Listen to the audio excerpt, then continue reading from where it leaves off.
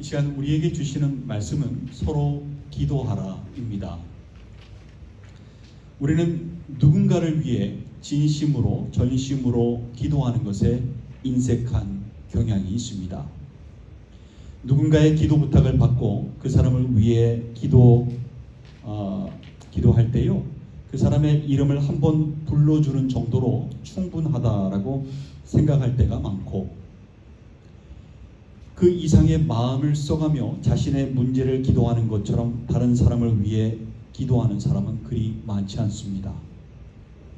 물론 사람은 원래 태생이 이기적이라 자신을 먼저 생각하게 되어 있고, 자기 자신의 문제가 세상에서 제일 심각하고 자신이 처한 상황이 그 무엇보다 다른 누구보다 더 중요하다고 생각하기 때문에 다른 사람을 위하는 마음이 상대적으로 덜한 것은 이상한 것이 아닙니다. 사람은 태생부터 이기적이니까요. 근데 그 태생의 습성을 바꾸는 것이 바로 신앙인입니다. 온전한 신앙인의 습성이 있는데 뭔지 아십니까? 그거는 언제나 다른 누군가를 위하여 끊임없이 전심으로 기도한다는 것입니다. 반대로 얘기해 볼까요? 우리가 만약 다른 사람을 위해서 전심으로 기도하려고 하는 마음이 없다면 그 마음을 품기 전까지 우리는 모두 바리새인과 같은, 서기관들과 같은 사람들이라는 사실을 깨달으셔야 합니다. 눈에 보이는 것에만 신경 쓰는 바리새인과 같은 사람들인 것입니다. 그래서 그들은 눈에 보이지 않는 곳에서는 기도 안 해요. 사람들이 많이 다니는 거리에서 눈에 띄게, 그것도 큰 목소리로 기도를 하는 사람들입니다. 그게 바리새인들이죠. 영광을 얻으려고 하는 마음에는 중보기도가 있을 수 없고요. 눈에 안 보이는 것에는 소홀하니 기도의 힘도 깨닫지 못하는 삶이 바로 바리새인의 삶인 것입니다. 우리가 바리새인을 신앙인이라고 얘기하지 않습니다. 주님께서 마태복음 5장 20절에서요, 너희 의가 서기관과 바리새인보다 더 낫지 못하면 결코 천국에 들어가지 못하리라 라고 말씀하셨어요. 그들은 무늬만 신앙인이지 진정한 신앙인이 못 되었던 사람들입니다. 여러분, 우리는요 서로 기도해야 하는 사람들입니다. 태생이 아무리 이기적이어도요 그 태생이 바뀌어야 됩니다. 주님 습성으로요. 주님이 돌아가시기 전까지 누구를 위해서 기도하셨는지 여러분 잊지 마시기 바랍니다. 우리는 서로 기도해야 합니다. 마귀의 일에 가장 큰 피해를 입히고 무력화시키는 것도 바로 서로 기도하는 것입니다. 우리는 우리 스스로의 힘으로 도울 수 없는 누군가를 하나님께 기도함으로 도울 수 있습니다. 내가 직접 도울 수는 없어도 하나님께 기도함으로 누군가가 승리한다면 그 사람의 승리는 곧 나의 승리가 되고, 그 사람의 기도응답은 나의 기도응답이 되고, 그 사람의 기쁨과 감격은 곧 나의 기쁨과 감격이 되는 것입니다. 이것이 기도하는 사람에게 임하는 은혜이자 복이고 상급인 것입니다. 기도는 겉으로 드러나지 않는 가장 구체적인 섬김이라는 것을 기억하시기 바랍니다. 기도 없이 누군가를 도우려고 할 때는 주님 뜻에서 벗어나기가 쉽습니다. 내가 생각하기에 최고의 방법으로 도울 수 있는 것일지 몰라도 주님께는 그 방법이 최악의 방법일 수 있습니다. 사울이 왕이 되고 나서 기도가 아닌 자신의 방법으로 문제를 해결하려고 했을 때 심각한 오류에 빠졌었다는 것을 여러분 잊지 마시기 바랍니다. 서로 기도하는 것은요 그 자체로서 주님의 뜻이 이루어지는 사역입니다.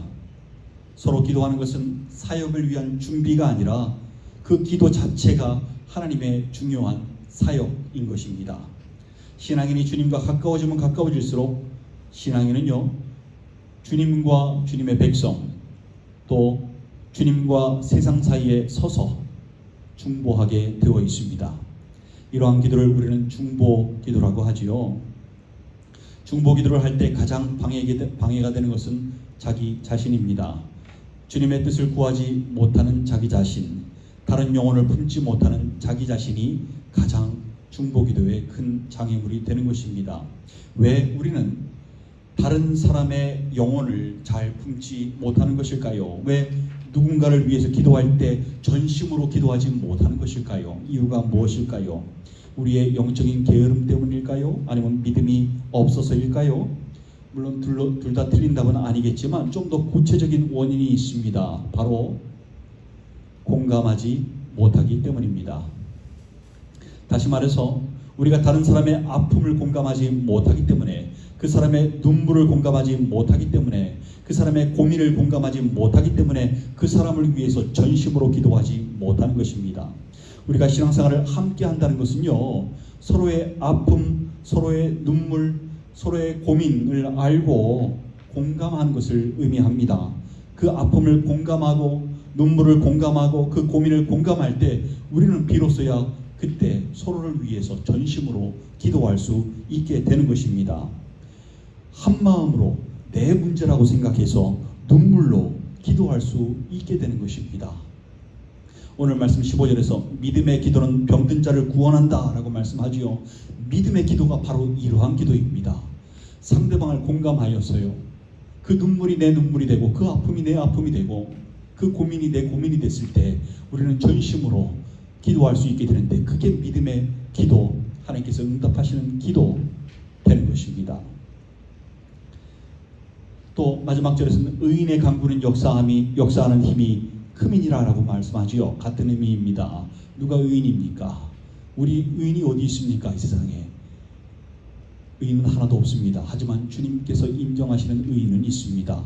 절대적인 의가 아니라 인정받는 의. 어떤 의가 의인입니까? 주님의 마음을 품고 주님이 중보하셨듯이, 제자들을 위해서 또 자신을 죽이려고 하는 사람들까지 품으시며 기도하셨듯이, 우리가 상대방의 그 누군가의 아픔을 공유하고 공감하고 눈물을 공감하고 고민을 공감해서 기도했을 때 그 의인의 간구함은 역사함이 큰 것입니다. 이것이 중보기도의 힘인 것입니다. 서로가 전심으로 기도하기 위해서는요, 서로의 삶을 나누는 삶이 전제가 되어야 합니다. 얘기 안 하고 감추고 있으면 어떻게 내 아픔을, 내 눈물을, 내 고민을 지체들이 공감할 수 있겠습니까? 혼자 앓고 혼자 고민하며 혼자 버티는 것은 신앙생활을 제대로 하는 것이 아니라는 것을 알아야 합니다. 우리는 바쁘게 일하면서 이렇게 함께 모여 서로를 공감할 수 있는 기회를 많이 놓치며 살아왔습니다. 거기에 이 불 붙은 집에 기름 붓듯이, 아예 표현이 반대가 되어야 되나요? 네. 얼음에 물 끼얹 듯이 코비드-19이 와서 서로 모이지 못하게 만들었습니다. 서로의 아픔을 공유할 수 있는 게 힘들어요. 온라인상으로 누가 고민을 그렇게 눈물을 얘기합니까? 온라인상으로 아무리 텍스트로 쳐봤자 서로 얼굴 보면서 그 마음을 눈으로 공유했을 때보다 어떻게 그 표현이 가능하겠습니까?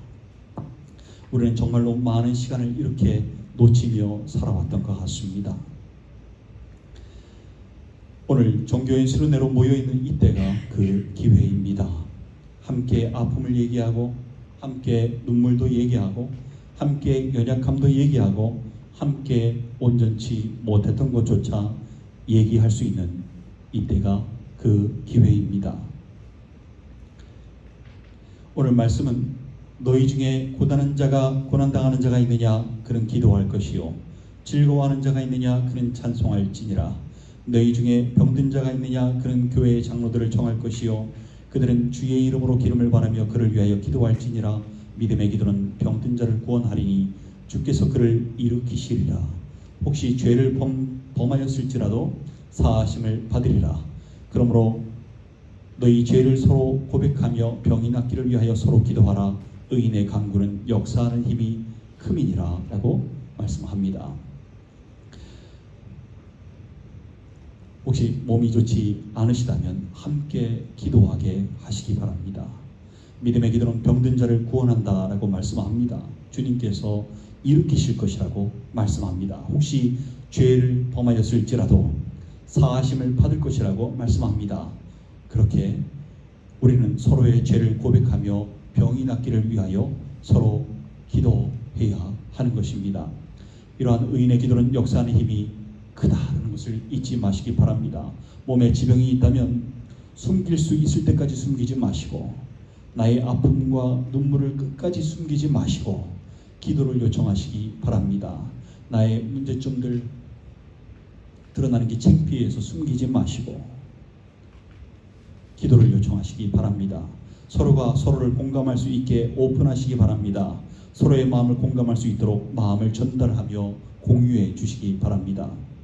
기도를 요청하지 않는 것은요, 내 생명의 주인이신 주님을 전적으로 의지하지 않고 그냥 나의 노력만으로 내 생명을 지킬 수 있다, 내가 알아서 내 문제를 해결할 수 있다라는 의식 속에 머물러 있는 것인데요, 이거는 교만입니다. 물론 다른 사람들이 알면 안 되는 은밀한 기도 제목이 있을 수 있겠지요. 근데 그 기도 제목을 구체적으로 공개하지 않더라도 내 마음을 전달할 수는 있습니다. 그래서 상대방으로 하여금 나를 위해 기도할 수 있게 할 수 있는 것입니다. 다른 사람을 위한 게 아니라요, 내 자신을 위한 겁니다. 내가 치료받기 위해서입니다. 주님이 이 땅에서 사람들을 치료하실 때 항상 육신의 병과 이 죄의 문제를 함께 다루셨다는 것을 기억하십시오. 주님이 항상 병을 치료하실 때 네가 죄사함을 받았느니라 라고 하시지 않습니까? 그래 육신의 병까지 저절로 치유되지 않습니까? 우리는 항상 육신의 질병이 치료되면 그 다음에 몸이 회복된 뒤에 죄의 문제를 해결해야지 라는 생각을 먼저 갖지요. 그렇지 않습니다. 함께 해결해야 합니다. 주님께서는 충분히 두 개를 함께 해결하실 수 있고 그렇게 해 오셨습니다. 꼭 기억하시기 바랍니다. 우리의 생각에는 육신의 고통이 절박하고 영혼 구원은 나중이라도 괜찮다고 여기시지만 주님께는 아닙니다. 순서가 다릅니다. 우리의 죄를 고백해야 하는 이유도, 그리고 병이 낫기를 위하여 서로 기도하라고 하신 것도 바로 그 이유예요. 죄를 먼저 고백하고 그리고 병이 낫기를 위하여 서로 고백하라고 하신 것도 그 이유입니다. 주님은 우리의 기도를 사용하시고요, 우리의 기도를 통해서 역사하십니다. 특별히 서로를 위해서 기도하는 것을 통해서 역사하십니다. 마귀의 전략을 무너뜨리고 승리하게 하는 것도요, 이 중보기도의 힘입니다. 이 파워가 셉니다. 절대로 혼자서는 이길 수가 없습니다. 교회가 필요한 이유가 무엇입니까? 필요 없었다면 주님께서 우리 7교회에게 편지하실 때 너희들 왜 교회 세우라 그랬어? 누가 함께 신앙생활 하라 그랬어? 필요 없어. 혼자 신앙 잘 지키다가 그리고 나한테 와 하지 않으셨습니까? 성경을 읽어보십시오. 그렇지 않습니다. 그 안에서 함께 신앙생활하고 서로 기도하게 하신 이유가 다 있는 것입니다.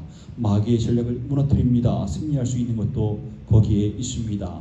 믿음이 약하고 방황하고 위기 가운데 있는 많은 영혼들도요, 우리의 간절한 중보를 통해서 주님께서 역사하시면 돌아오게 되어 있습니다. 기도하는 자식 망하지 않는다고 하는 것도 바로 거기에 있습니다. 몇십 년이 지나도 아무리 망나니처럼 굴어도 돌아오게 되어 있는 것입니다. 진정한 전쟁의, 영적 전쟁의 승패는 바로 이 서로 기도하는 것에서 판가름나게 되어 있습니다. 여러분을 위해서 전심으로 뜨거운 마음으로 기도할 수 있는 누군가를 가지고 계십니까? 여기에 있는 분들을 그렇게 기도의 동역자로 삼으시기 바랍니다.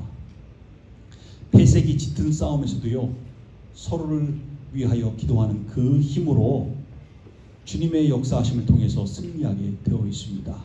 그것이 서로 기도하는 것의 위대함이고요, 힘이고요, 주님께서 역사하시는 매개체가 된다는 사실을 잊지 마시기 바랍니다. 내 집은 기도하는 집이라고 하셨습니다. 서로 기도하심으로 믿음의 공동체를 더욱 굳건히 세워나가시는 여러분들 되셨으면 좋겠습니다. 제가 기도하겠습니다. 하나님 감사합니다. 저희들 이 시간 이렇게 정교인 수련의 첫째 날을 맞이하여서 저녁에 집회를 갖고 있습니다. 서로가 서로의 고민거리를 얘기하고 서로의 아픔을 얘기하고 서로의 눈물을 이해하지 못하고 살아왔던 지난날의 모습들이 꽤 길었습니다. 이제는 서로가 서로에 대해서 전심으로 기도할 수 있게끔 공감할 수 있기를 소망하오니 저희들 대화 가운데에 또 기도 가운데에 주님 함께하여 주시고 역사하여 주셔서 이제는 혼자 싸워서 매번 패배하는 것이 아니라 주님의 힘으로 승리할 수 있게 인도하여 주시옵소서. 고민도 나누고 아픔도 나누고 눈물도 나누는 그 나눌 수 있는 여유로움을 허락하여 주시옵소서. 이 시간 저희들 대화 가운데서도 기도 가운데서도 함께하여 주시길 소망하고 예수님의 이름으로 기도드리옵나이다. 아멘.